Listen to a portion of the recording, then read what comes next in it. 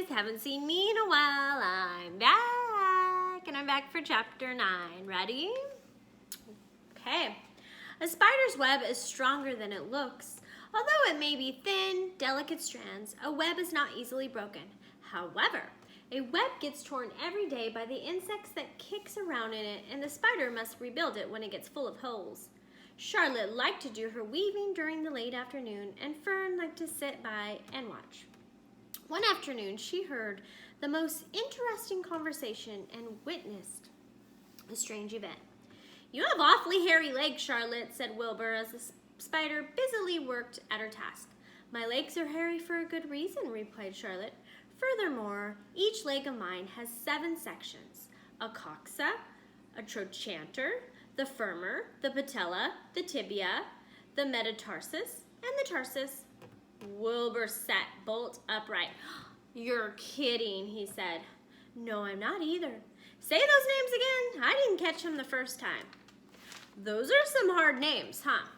The coxa, trochanter, femur, patella, tibia, metatarsus, and tarsus."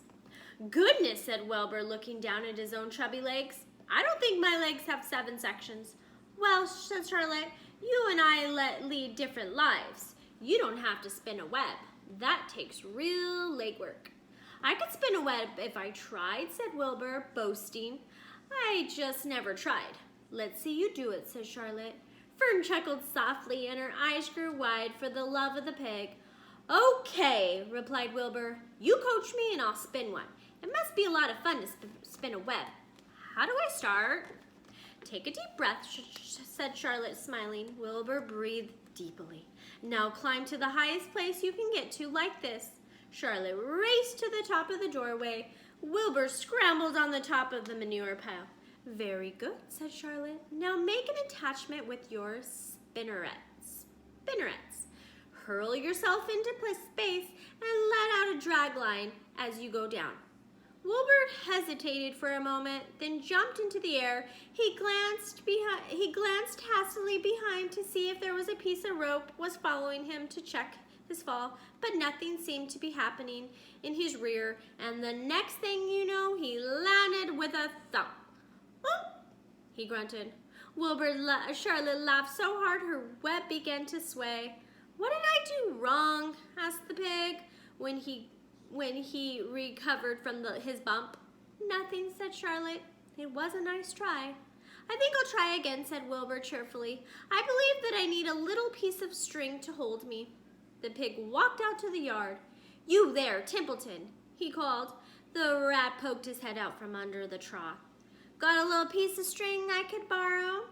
asked Wilbur. "I need to spin a web." "Yes, indeed," replied Templeton, whose saved string. "No trouble at all, anything to oblige." He crept down his hole, pushed the goose egg out of the way, and returned with an old piece of dirty white string. Wilbur examined it. "That's just the thing," he said. "Tie one into my tail, will you, Templeton?" Wilbur crouched low with the thin, curly tail towards the rat. Templeton seized the string, passed it around the end of the pig's tail, and tied 2 half hitches. Charlotte watched in delight. Like Fern, she was truly fond of Wilbur, whose smelly pin and stale food attracted the flies that she needed, and she was proud to see that he was not a quitter and was willing to try anything. While the rat and the spider and the little girl watched, Wilbur climbed again to the top of the manure pile, full of energy and hope. I can't wait to show you the picture. "Everybody watch," he cried, and summoning all his strength, he threw himself in the air, head first. The string tailed behind him, and as he had neglected to fasten the other end of anything, it didn't really do any good. Wilbur landed on a thud and crashed and hurt. Tears came in his eyes. Templeton grinned. Charlotte just sat quietly. After a bit, she spoke.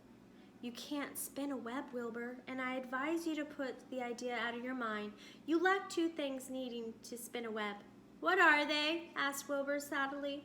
"You lack a set of spinnerets, and you lack knowledge." But cheer up, you don't need to spin a web. Zuckerman supplies you with 3 big meals a day. Why should you worry about trapping food?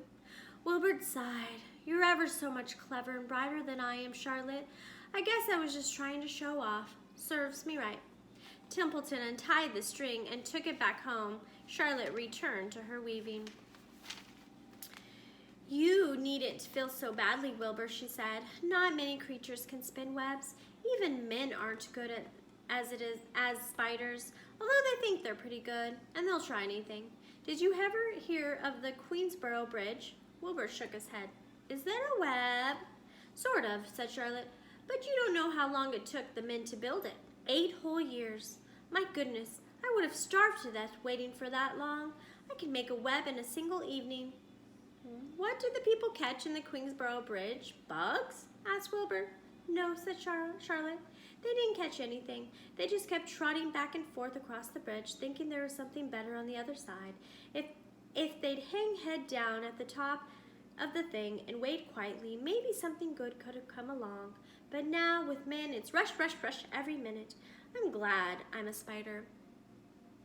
Well, yeah, said Wilbur. What does sedentary mean? It means I'm a sedentary spider. What does sedentary mean? Asked Wilbur. Means I sit still a good part of the time and don't go wandering off. I know a good thing when I see it, and my web is a good thing. I stay put and wait for what comes. Gives me a chance to think. Well, I'm sort of a sedentary myself, I guess, said the pig. I have to hang around here all day whether I like it or not. You know where I'd really like to go this evening? Where? In a forest looking for beech nuts and truffles and roots, pushing leaves aside with my nose, scratching and smelling and sniffing. You smell just the way you are, remarked a lamb who had walked in. I could smell you from there. You're the smelliest creature in this place. Wilbur hung his head low.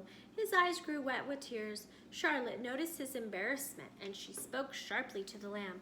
Leave Wilbur alone, she said. He has a perfect right to be smelly. You're no bundle of sweet peas yourself. Furthermore, you're interrupting a very pleasant conversation. What were we talking about, Wilbur, when we were so rudely interrupted? Well, I don't remember, said Wilbur. It doesn't make a difference. Let's not talk anymore for a while, Charlotte. I'm getting sleepy. Go ahead and finish fixing your web. I'm just going to lay here and watch you. It's a lovely evening. What a great chapter it is. They've become such sweet, sweet, sweet, sweet friends.